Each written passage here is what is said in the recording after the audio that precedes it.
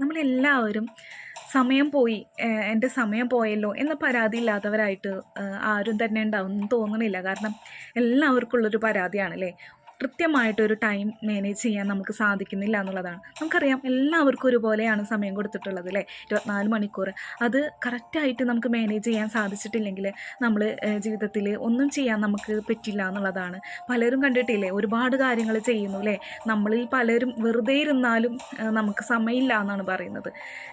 നമ്മൾ ഒന്നും ചെയ്യുന്നുണ്ടാവില്ല, എന്നിട്ടും നമ്മൾ പറയുന്നത് നമുക്ക് സമയമില്ല എന്നുള്ളതാണ്. പക്ഷേ നമ്മൾ വെറുതെ ഇരിക്കുന്ന ആ ഒരു ചെറിയൊരു മിനിറ്റ് അല്ലെങ്കിൽ ചെറിയൊരു സെക്കൻഡ് അത് മറ്റുള്ളവർ അവർ ഉപയോഗപ്പെടുത്തിക്കൊണ്ട് അല്ലേ അവർ വിജയിക്കുകയാണ് അല്ലേ. ഓരോ വിലപ്പെട്ട സമയം അവർക്ക് വിലപ്പെട്ടതാണെന്ന് കരുതി അവർ നല്ല രീതിയിൽ ആ ഒരു ടൈമിനെ മാനേജ് ചെയ്യാനല്ലേ. അതുകൊണ്ട് തന്നെ നമ്മൾക്കും അതും കറക്റ്റായിട്ട് ചെയ്യാനായിട്ട് സാധിക്കണം. ഒരു ദിവസം എഴുന്നേൽക്കുന്നത് മുതലല്ലേ നമ്മൾ അലാറം മാറ്റി സെറ്റ് ചെയ്യുകയാണല്ലേ. ആ ഒരു ദുശീലം നമ്മളത് മാറ്റി വെക്കണം എന്നുള്ളതാണ്. നമ്മളൊരു അലാറം വെച്ചിട്ടുണ്ടോ അത് കറക്റ്റായിട്ട് നമ്മൾക്ക് അവിടെ എഴുന്നേൽക്കാനായിട്ട് സാധിക്കണം. നേരത്തെ എഴുന്നേറ്റാൽ മാത്രമല്ലേ നമുക്ക് എല്ലാ കാര്യങ്ങളും കറക്റ്റായിട്ട് ചെയ്യാനായിട്ട് പറ്റുള്ളൂ. അപ്പോൾ ആ ഒരു ശീലം നിങ്ങൾ മാറ്റി വെക്കാം. നിങ്ങൾ അലാറം മാറ്റി വെക്കുന്ന സ്വഭാവം ഉണ്ടെങ്കിൽ അത് ആദ്യം തന്നെ മാറ്റി വെക്കണം എന്നാണ് എനിക്ക് പറയാനുള്ളത്. അതുപോലെ തന്നെ നമുക്കറിയാം, നമ്മളൊരു ടു ഡു ലിസ്റ്റൊക്കെ തയ്യാറാക്കാം. നമുക്ക് ചെയ്യേണ്ട കാര്യങ്ങളും അത് എത്ര മണിക്ക് ചെയ്യണം, എത്ര സമയം ചെയ്യണം, അങ്ങനെയൊക്കെ ഓരോ കാര്യങ്ങൾക്കും നമ്മൾ ഓരോ ടൈം കൊടുക്കുക.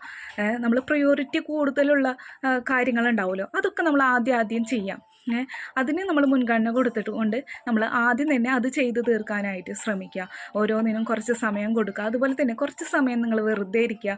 ഒരു കാര്യം ചെയ്ത് കഴിഞ്ഞതിന് ശേഷം നിങ്ങൾ കുറച്ച് ഒരു 5 മിനിറ്റോ 10 മിനിറ്റോ നമ്മളത് ഒരു റെസ്റ്റ് കൊടുക്കുക. അപ്പോൾ നമുക്ക് അടുത്തത് ചെയ്യാനായിട്ടുള്ളൊരു ഉന്മേഷം കൂടുതലേ. അപ്പോൾ അങ്ങനെ നിങ്ങൾ ചെയ്യാനായിട്ട് ശ്രമിക്കുക.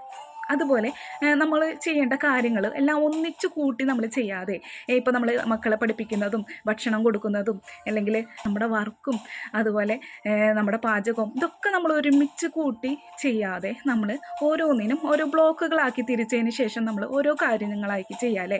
അല്ലെങ്കിൽ നമ്മളെല്ലാം കൂട്ടി ചെയ്യുന്ന സമയത്ത് അവിടെ ഒന്നും മുഴുവനാക്കാൻ പറ്റാത്തൊരവസ്ഥ വരും. അതുകൊണ്ട് തന്നെ നിങ്ങൾ ഓരോ ബ്ലോക്കുകളാക്കി തിരിച്ച് ഓരോന്നിനും ഓരോ സമയം കൊടുത്തുകൊണ്ട് നിങ്ങൾ ചെയ്യാനായിട്ട് ശ്രമിക്കുക എന്നുള്ളതാണ്.